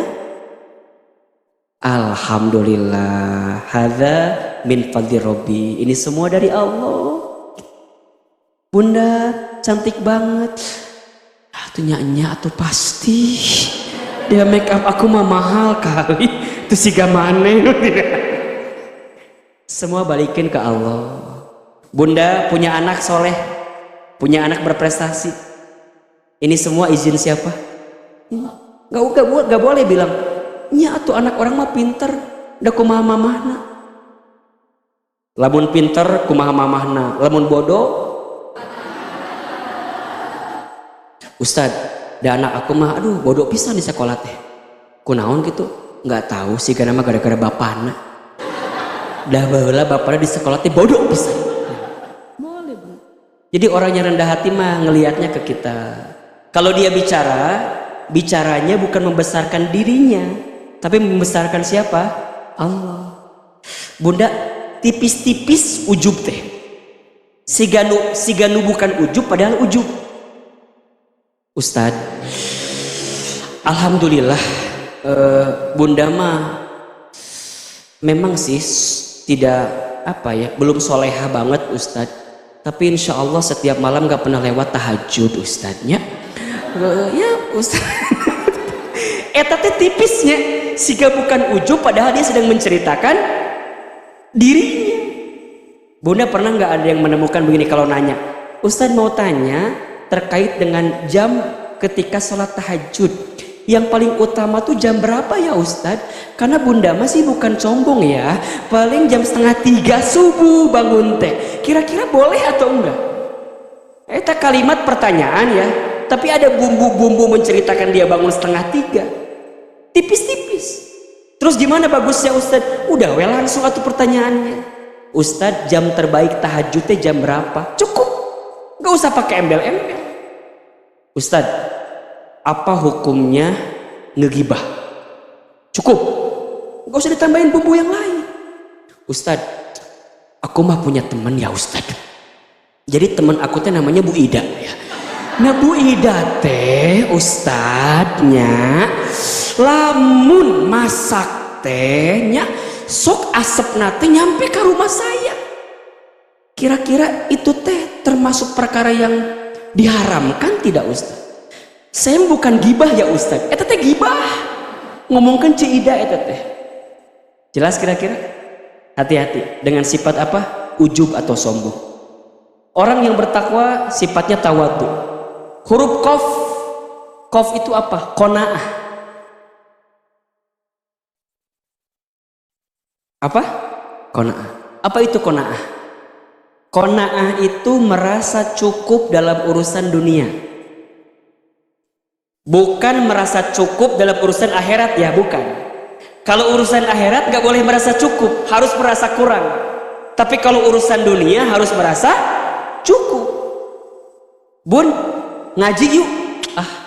Aku mah qanaah Ustaz. Cukup ilmu yang aku dapatkan selama ini. Itu nggak boleh. Qanaah dalam urusan dunia. Ya, bunda punya mobil yang hari ini ada, terima itu. Punya suami yang hari ini ada, terima itu. Qanaah, sifat merasa cukup dengan apa yang Allah berikan kepada kita. Huruf yang ketiga, wawu. Apa itu wawu? Waro. Apa itu waro? Waro itu sifat kehati-hatian. Orang bertakwa itu hati-hati bunda, hati-hati sekali. Kalau dia mau bicara, bicaranya hati-hati. Kalau dia mau update status, dibuat feed Instagram, hati-hati. Ahilman, apa yang perlu jadi indikatornya? Hati-hati. Satu, ini benar tidak ya? Dua, ini bermanfaat tidak ya? Tiga, kira-kira ada orang yang sakit hati enggak ya dengan apa yang saya posting ini? Lisannya terjaga. Dia enggak mau berkata-kata sesuatu yang buruk, takut menyinggung orang lain. Kul khairon au liyasmut. Katakan yang baik atau diam. Ketika dia makan, dia hati-hati. Ini halal enggak ya? Ketika dia masuk restoran, ini halal enggak ya? Jadi semua yang dia lakukan, yang dia katakan, warok, hati-hati. Sampai yang terakhir huruf ya. Apa itu ya? Yakin. Orang bertakwa itu hidupnya makin yakin. Yakin sama siapa? Yakin sama Allah. Sehingga dia punya sifat. Apa sifatnya? Satu, peduli sama orang, rajin berinfak. Alladzina yunfikuna fis sarra'i wad-dharra'i. Orang yang bertakwa itu gemar berinfak dalam keadaan lapang dan dalam keadaan sempit. Dia tidak akan takut kehabisan hartanya karena infak sedekah, karena dia yakin kepada siapa? Allah. Dia tidak akan capek dalam beramal karena dia yakin setiap amalnya akan dibalas oleh Allah. Yakin. Kemudian wal kadhiminal ghaib. Dia pandai menahan marah. Enggak sering marah-marah. Tersinggung sedikit, biasa aja. Diomongin, biasa aja. Disakitin hatinya, biasa aja. Dia pandai menahan marah. La taghdab walakal jannah. Jangan marah, untukmu surga. Ayo bunda, siapa di antara kita yang masih sering marah-marah, belajarlah untuk menahan marah.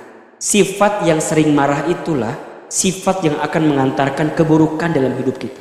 Penyakit itu datang karena sifat marah kita. Segala bentuk keburukan dalam hidup kita karena marah kita. Maka belajar menahan marah.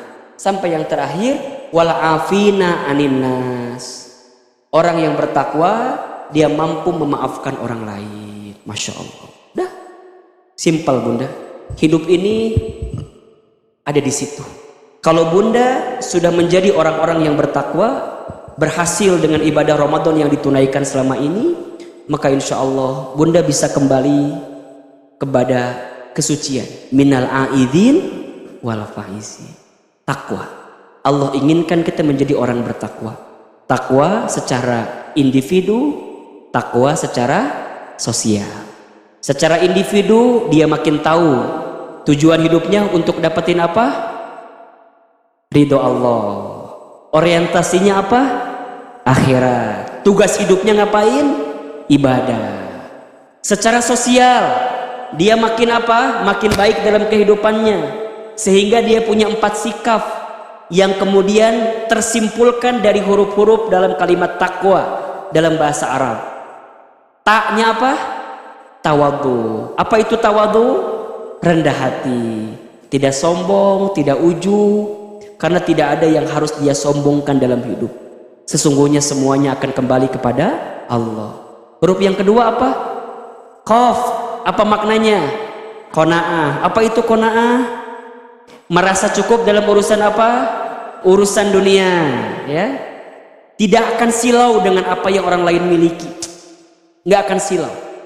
Bunda nggak akan lihat ke atas urusan harta dunia, nggak akan lihat ke bawah juga. Jalani apa yang ada, karena itu kebahagiaan yang paling hakiki dalam kehidupan kita. Cukup, bahagia bunda. Jangan minta dilebihkan, minta dicukupkan saja. Ya, punya rumah, coba pilih, mau yang luas atau yang lunas? Bukan dong, luas dan lunas pastinya. Cukup, ya nggak usah gede-gede lah. Cukup buat anak 5, ya nggak? Kamarnya 5, ya cukup. Punya mobil, 5 cukup ya. Coba bunda pengen punya mobil yang kayak gimana? Yang bagus atau yang pas? Yang pas bisa dipakai mobilnya. Bagus tapi nggak ada bannya, nggak bisa. Bagus remnya belum, tabrakan. Enggak. Punya suami minta yang cukup. Minta yang cukup. Bunda jangan minta suami yang ganteng. Yang ganteng teh banyak menyakiti hati. Betul tidak? Bunda punya suami kayak Ustadz Hilman, capek. Saya nggak ganteng berarti ya. Sok Ustadz mau tanya, Bunda pengen nggak punya suami kayak Hilman? Enggak, jangan. Saya nggak mau masalahnya gitu ya. Jangan. Cari yang pas-pas aja. Pas ditinggalin, nggak bikin deg-degan. Ya nggak? Ada nggak bunda yang punya suami ganteng deg-degan? Ayah, aduh, takut diambil orang. Ada. Pas aja. Ya, tapi pas juga nggak jelek-jelek amat. Biar dibawa kondangan nggak malu-maluin. Ya kan? Pas. Dilihat menyenangkan, ditinggal nggak bikin resah. Ya kan? Malah bisa disedekahkan ke batur. Sope, simpel. Jadi hidup mah pas we ya. Huruf wau apa artinya? Waro. Apa itu waro? Hati-hati. Orang bertakwa makin hati-hati ya. Kata-katanya hati-hati, perilakunya hati-hati. Huruf yang terakhir apa? Ya. Apa itu ya? Yakin. Orang bertakwa itu ya yakin. Tidak boleh lagi ada yang putus asa. Gak boleh ada yang pesimis. Gak boleh. Kalau bunda, ingat ya, kalau bunda hari ini masih diberikan usia oleh Allah, berarti bunda masih disiapkan rezeki oleh Allah. Karena masih banyak di antara kita yang gelisah dengan rezeki. Ustadz engke kumaha, lain engke kumaha, kumaha engke we. Lain kumaha engke kumaha, dibalik-balik lieur ujungnya. Kumaha Allah we. Dan kita mah punya Allah. Betul nggak? Maksimalkan ikhtiar, kuatkan doa, hasilnya serahin ke siapa? Ke Allah. Nahnu bitakhir, wallahu bitakdir. Tugas kita mah cuman ikhtiar, hasilnya siapa yang menentukan? Allah. Syukuri apa yang ada, kan begitu. Kan aya laguna meureunnan, apal ibu ge. Kumaha laguna teh? Gitu pokok namanya ya. Syukuri apa yang ada, hidup adalah apa tuh? Nini lagi apa coba? Tongkowi apa? Udah bunda, syukuri apa yang ada. Jangan iri dengan rezeki orang lain, karena kita nggak pernah tahu apa yang pernah diambil darinya. Jangan gelisah juga dengan hidup kita saat ini, karena kita nggak pernah tahu apa yang sedang Allah siapkan untuk kita. Sok, mulai hari ini jangan lupa bahagia, ya. Bahagia itu diciptakan, bukan dicari. Siapa yang menciptakannya? Kita sendiri, tentunya sesuai dengan izin dari Allah Subhanahu wa ta'ala. Amin ya rabbal alamin. Jelas kira-kira? Insya Allah 11 bulan ke depan sampai kita bertemu lagi dengan Ramadan, kita harus menjadi pribadi yang bertakwa ini. Secara individu makin taat ke Allah, secara sosial makin baik kepada sesama manusia. Ya, kita akan mati semuanya. Kita akan wafat. Apa yang akan kita bawa?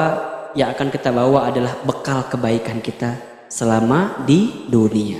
Hal jazaul ihsan illal ihsan. Siapkan infak terbaik. Sebelum doa kita berinfak. Insya Allah infak kita di bulan Syawal dalam keadaan taklim menjadi infak yang akan menguatkan doa-doa kita dan mengangkat derajat kehidupan kita. Sama-sama kita bersolawat kepada Rasulullah Sallallahu Alaihi Wasallam. Ya Nabi, salam alaika. Ya Rasul, salam salam alaika.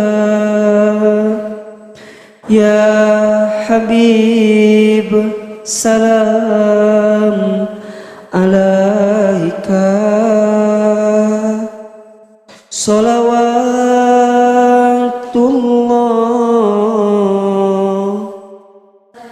alaika. Lebih kencang salawatnya. Ya Nabi salam alaika. Ya Rasul salam salam alaika. Ya Habib salam alaika. Salawatullah alaika. Ya Nabi salam alaika. Ya Rasul salam salam alaika. Ya Habib salam alaika. Salawatullah alaika. Istighfar 3 kali. Astagfirullahaladzim, astagfirullahaladzim, astagfirullahaladzim.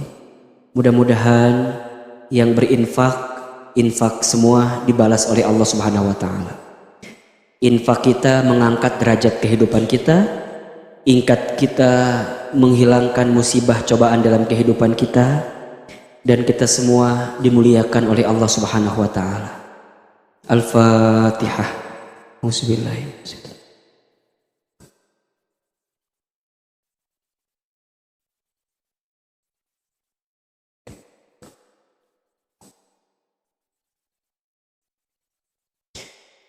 Angkat kedua telapak tangan kita, tundukkan kepala kita, tutup kedua mata kita. Silakan aminkan dalam hati doa-doa yang coba kita bacakan. Berdoa yang khusyuk. Seandainya bisa menangis, menangislah. Karena air mata yang menangis karena takut kepada Allah, air mata yang menangis karena bertobat atas semua dosa yang pernah dia lakukan, adalah air mata yang akan membuat dirinya diharamkan masuk ke dalam api neraka. Istighfar 3 kali. Astagfirullah. Astagfirullah.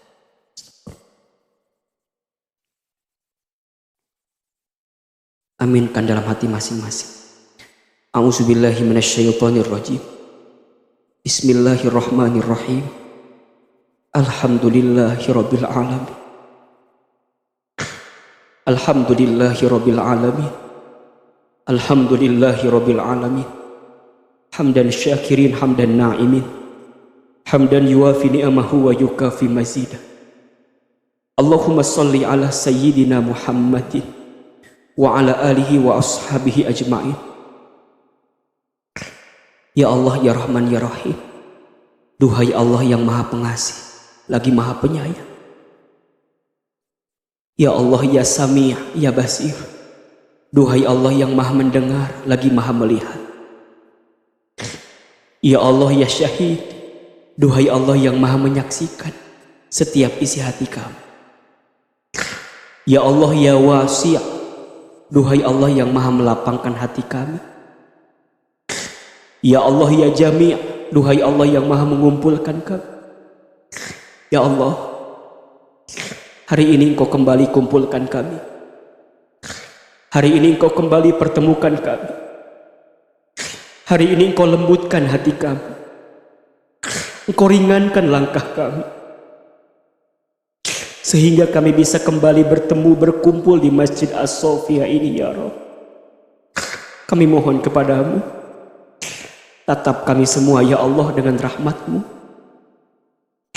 Lihat kami semua dengan kasih sayang-Mu. Ridhoi pertemuan kami pagi ini, ya Rabb, menjadi majlis ilmu, yang semakin mendekatkan kami kepadamu ya Allah. Berkahi ilmu yang kami dapatkan ya Allah, menjadi ilmu yang bisa mendekatkan kami, agar kami semakin taat kepadamu ya Rabbal Alamin. Duhai Allah, hanya Engkau yang menjadikan kami semua bisa bertemu hari ini. Kalau bukan karena nikmat-Mu, kalau bukan karena karunia-Mu, kalau bukan karena anugerah-Mu, kalau bukan karena inayah-Mu, belum tentu kami bisa bertemu di masjid ini ya Rabbal Alamin. Sungguh pertemuan ini karena-Mu ya Allah. Maka ya Allah ya Ghaffar ya Ghafur, duhai Allah yang Maha Pengampun, perkenankan Engkau ampuni dosa-dosa kami ya Allah. Jangan keluarkan kami dari masjid ini kecuali Engkau ampuni dosa-dosa kami. Jangan Engkau pisahkan pertemuan kami pagi ini kecuali Engkau hapuskan semua kesalahan kami. Jangan Engkau jauhkan kami semua ya Rabb, kecuali Engkau gugurkan semua aib maksiat yang pernah kami lakukan ya Rabbal Alamin. Maka ya Allah ya Rabb, ighfir lana ya Allah, ampuni dosa kami ya Allah. Ampuni dosa-dosa kami ya Allah.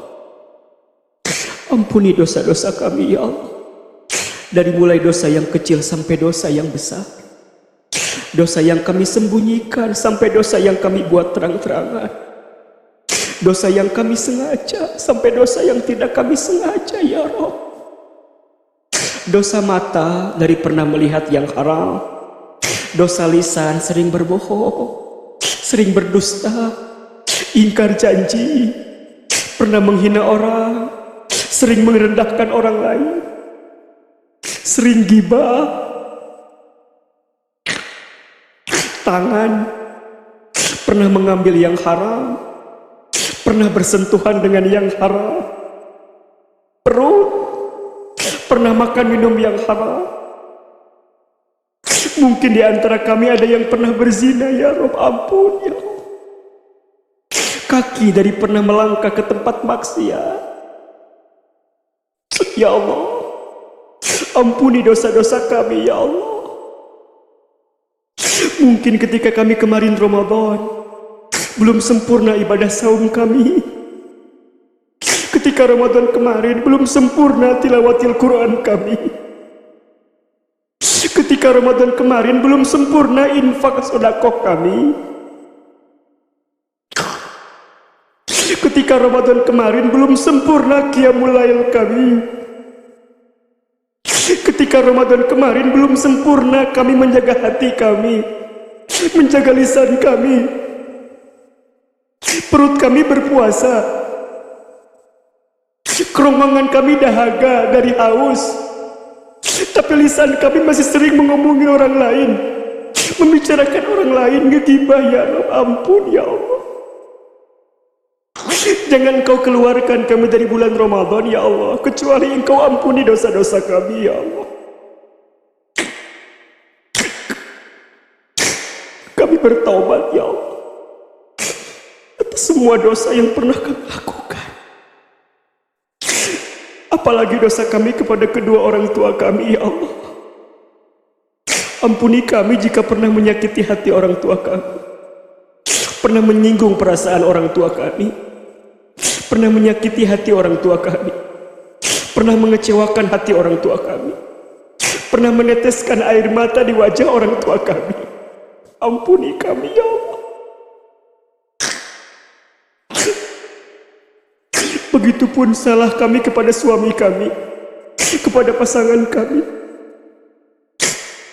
Ampuni kami ya Allah jika belum bisa menjadi istri yang solehah ya Allah. Sering membangkang, sering melawan, sering menolak, sering mengabaikan, bahkan mungkin sering meninggalkan suami kami. Jangan golongkan kami menjadi istri yang durhaka ya Allah. Kami mohon ampun kepadamu ya Allah atas semua kesalahan kami. Begitupun kami ya Allah saat menjadi orang tua, Mungkin kami belum bisa menjadi ayah ibu yang baik bagi anak-anak kami. Berapa kali kami marah kepada anak-anak kami. Berapa kali hati ini kesal kepada anak-anak kami. Berapa kali kami murka kepada anak kami. Kami belum bisa menjadi ibu yang baik ya Rob. Mungkin belum bisa mengajarkan anak-anak kami kebaikan. Belum bisa membimbing bacaan tahsin Al-Quran anak-anak kami.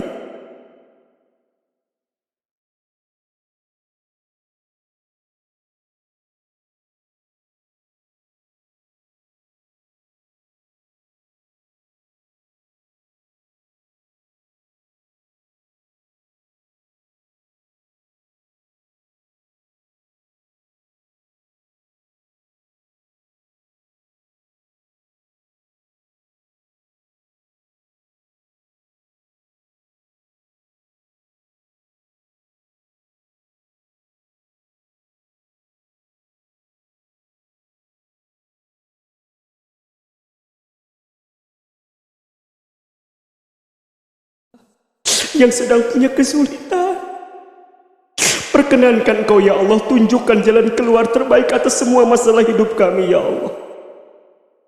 Bunda, silahkan berdoa sesuai dengan hajatnya masing-masing. Yang sedang punya persoalan, yang sedang punya masalah, ayo sampaikan. Belajar berbisik kepada Allah. Tidak ada masalah yang berat di hadapan Allah. Yakin ada Allah yang bisa menolong kita. Yang sedang punya masalah di rumah tangganya, ayo sampaikan kepada Allah.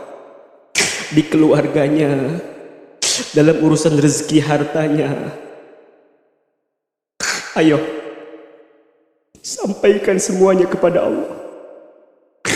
Allah, kami mohon kepadamu ya Allah, mudah berusaha kami ya Allah.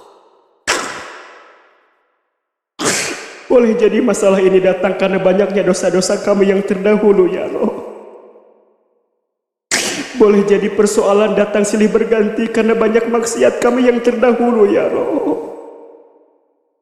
Minta ampunlah kepada Allah Bunda atas semua kesalahan kita yang terdahulu.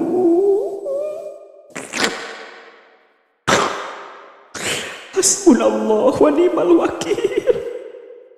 Ni'mal maula wa ni'man nasir ya Allah. Jangan tinggalkan kami saat kami sedang sendirian ya Roh. Jangan tinggalkan kami saat kami sedang punya masalah berat ini ya Roh. Temani kami, bimbing kami, bersamai kami ya Allah. Hanya Engkaulah tempat bersandar berharap kami atas semua masalah hidup kami ya Roh. Bunda yakin Allah Maha mendengar. Allah Maha mengetahui tentang isi hati kami.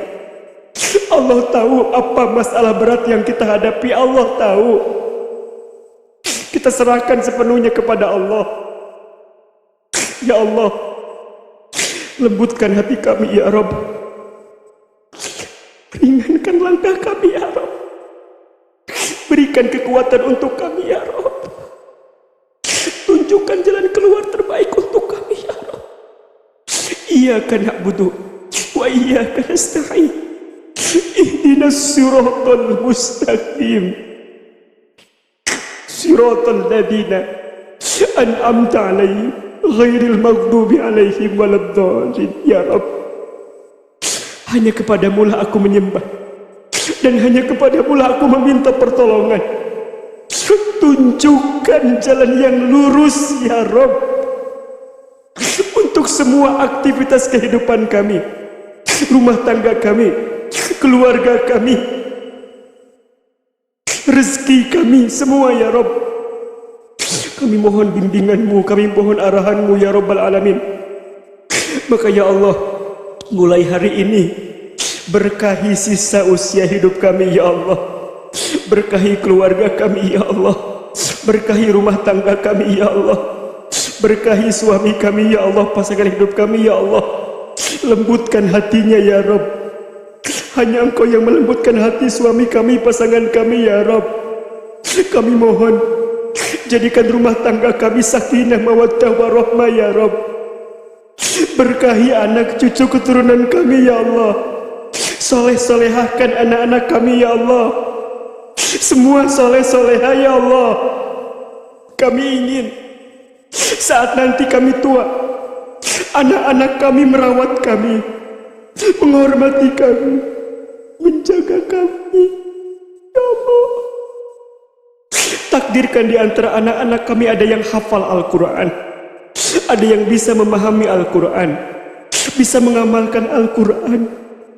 Saat kami wafat sakaratul maut, anak-anak kami membimbing bacaan talqin untuk kami, memandikan jenazah kami, menyolatkan jenazah kami, menguburkan kami, dan mendoakan kami saat kami sendirian di alam kubur ya Rabbal Alamin. Rabbana hablana min azwajina wa dhurriyyatina qurrata a'yun waj'alna lil muttaqina imama. Ya Allah, kami keluarga besar As-Sakinah ya Allah. Sebagaimana Engkau satukan kami di dunia, kami mohon ya Allah, kumpulkan kami keluarga besar As-Sakinah nanti di surga-Mu ya Allah. Jangan Kau pisahkan kami ya Allah. Kami semua saling mencintai karena-Mu ya Allah. Kami bertemu karena-Mu ya Allah, dan kelak kami pun berpisah karena-Mu ya Allah. Kumpulkan kami semua di surga-Mu ya Allah. Allahumma inna nas'aluka ridhaka wal jannah wa na'udzubika min sakhatika wan nar. Ya Allah, istiqomahkan kami dalam kebaikan ya Allah. Istiqomahkan kami dalam ketaatan ya Allah. Istiqomahkan kami dalam keimanan ya Allah. Istiqomahkan kami dalam ketakwaan ya Allah. Seandainya usia kami semakin dekat dengan wafat kami mohon ya Rabb, wafatkan kami semua nanti dalam keadaan beriman ya Allah. Sampai Engkau wafatkan kami semua dalam keadaan husnul khatimah. Rabbana zalamna anfusana wa illam taghfir lana wa tarhamna lanakunanna minal khasirin. Rabbana taqabbal minna innaka antas samiul alim wa tub alaina innaka antat tawwabur rahim. Ya Allah, kabulkan doa-doa kami, ijabah semua permintaan kami, dan berikan yang terbaik untuk kami semua ya Rabbal Alamin. Rabbana taqabbal minna salatana wa qiyamana wa siyamana wa ruku'ana wa sujudana wa tamim taqsirana ya Rabbal Alamin. Taqabbalallahu minna wa minkum siyamana wa siyamakum kullu amin wa antum bi khair.